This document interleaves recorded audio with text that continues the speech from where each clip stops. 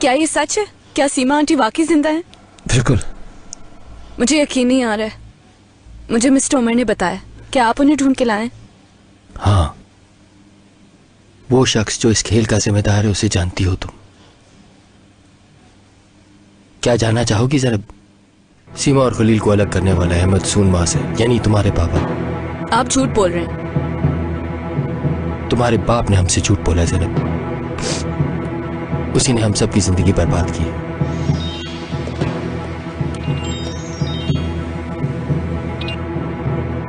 क्या हुआ लैला? तुम फ्री हो? हाँ कहो, क्या हुआ? बयान दे दिया तुमने? हाँ, जो कुछ उन्होंने पूछा मैंने बता दिया उन्हें। और ये लोग कह रहे हैं कि जल्दी कुछ पता चल जाए शायद। समझ गई। ठीक है, क्या कर रही हो तुम इस वक्त? सोच रही हूँ वापस चली जाऊँ दोस्तों के पास। वहां जाने की क्या जरूरत है? वो लोग वो जगह जानते हैं, पागल मत बनो। तो और कहाँ जाऊंगी मैं फिर? बातें मत करो फजूल की, हम आ रहे हैं तुम्हें लेने। ओ ये लैला को तो भूल ही गए। छोड़ो मनाहिल, फिर एक मसला खड़ा हो जाएगा घर पर। वहीं चली जाती हूँ मैं। लैला, क्यों हो रही हो तुम परेशान? तुम मेरे साथ रह रही हो मेरे घर। उससे को परेशान होने की कोई जरूरत नहीं है। अम्मी को समझा लूंगी बाद में। मैं आ रही हूँ थोड़ी देर में। तुम मेरे साथ मेरे ही घर पर चलना। Okay, I see you. हम लेने जा रहे हैं।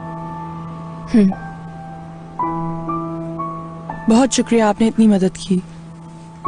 अच्छा किया जो बयान रिकॉर्ड करवा दिया। जल्दी ढूंढ लेंगे हम उन्हें, फिक्र मत करें। अकेले जाना अभी खतरनाक होगा आपके लिए।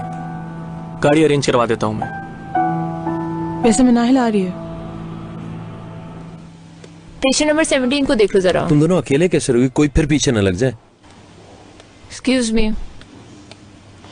मेरा यहाँ पे रुकना मजबूरी, मम्मी की वजह से यहाँ रुकूंगा यार। लैला वहीं जा रही थी दोस्तों के पास। मनल, मुझे तो ये समझ में नहीं आ रहा, तुम यहाँ से भी अब टैक्सी में जाओगी ना? ऐसा करता हूँ, मैं छोड़ाता हूँ। क्या जरूरत है? इसलिए कि खलील की तसल्ली हो जाएगी।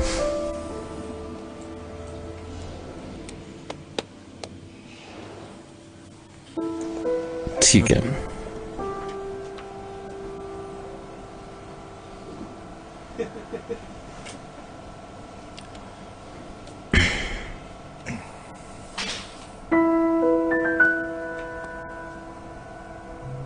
मुझे अभी तक यकीन नहीं आ रहा कि ये सब कैसे हो सकता है।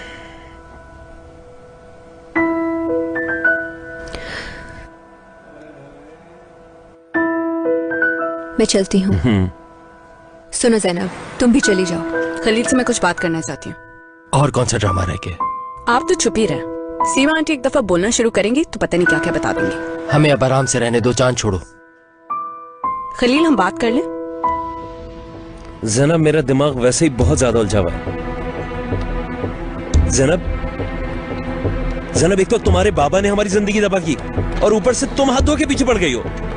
इन्होंने तबाह की हमारी जिंदगी। इन्हें पहले से मालूम था खलील चलो कि सीमा आंटी जिंदा है। मैं तुम्हें बता रही हूँ।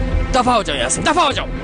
जब तक आपको सजा नहीं मिलेगी मुझे सुकून नहीं मिलेगा। खुदा के लिए ये ऐसी बातें करने की जगह नहीं है। खलील, ये शख्स एक कातिल है। ज़ैनब, बेहतर यही है कि तुम चली जाओ।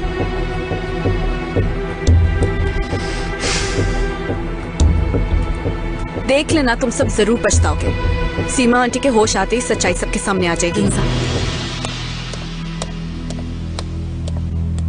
चलो चलो, घर छोड़ दूं मैं तुम्हें। इसकी बातों पर ध्यान मत दो।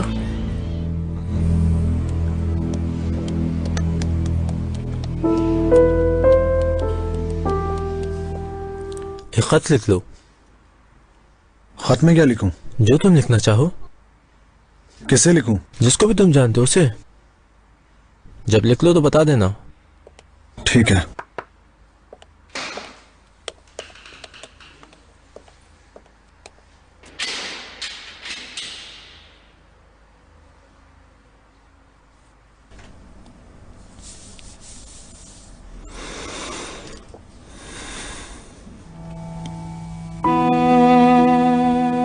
मना है।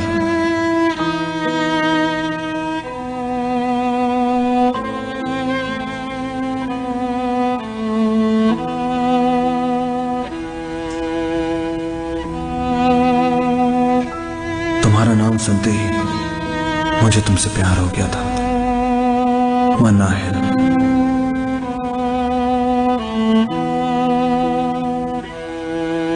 जैसे बाहर का जिक्र आते ही चेहरे पे मुस्कुराहट आ जाती, तुम्हें अंदाजा ही नहीं कि तुम्हें पाने के लिए मैंने कितने दिन गिने। लेकिन कुछ फूल ऐसे होते हैं जो खूबसूरत तो होते हैं लेकिन उनमें खुशबू नहीं होती। तुम भी मेरे लिए वैसा ही एक फूल हो मनाहिल, वैसे ही एक फूल। फूलों की जिंदगी बहुत कम होती है, चंद दिन खिलते हैं और फिर मुरझा जाते हैं। लेकिन मैं तुम्हें मुरझाने नहीं दूंगा, अपने पांव तले रोन दूंगा, मसल दूंगा बेरहमी से। याद रखना, जो खुशियां मैं नहीं देख पाया वो तुम भी नहीं देख पाओगे मनाहिल। तुम्हारा अंजाम मेरे हाथों है, मौत। मौत।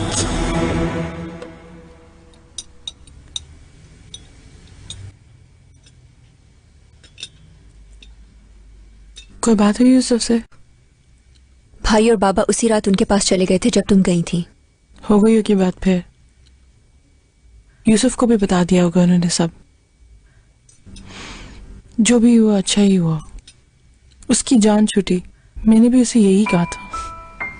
लैला, काश मैं इस्तांबुल वापस ही नहीं आती, यूसुफ ही के पास रहती तो ये मुसीबत ना आती मेरे सर। कि काश मैं उस दिन घर से ही ना निकलती। क्या पता था मुझे कि जिंदगी ऐसा खेल खेलेगी। काश मैं उस दिन उस मनी चेंजर के पास ना जाती तो मेरे साथ ऐसा नहीं होता। मैं ये सब किसको बताऊं आखिर कि मेरी गलती नहीं थी? किसको बताऊं मैं आखिर?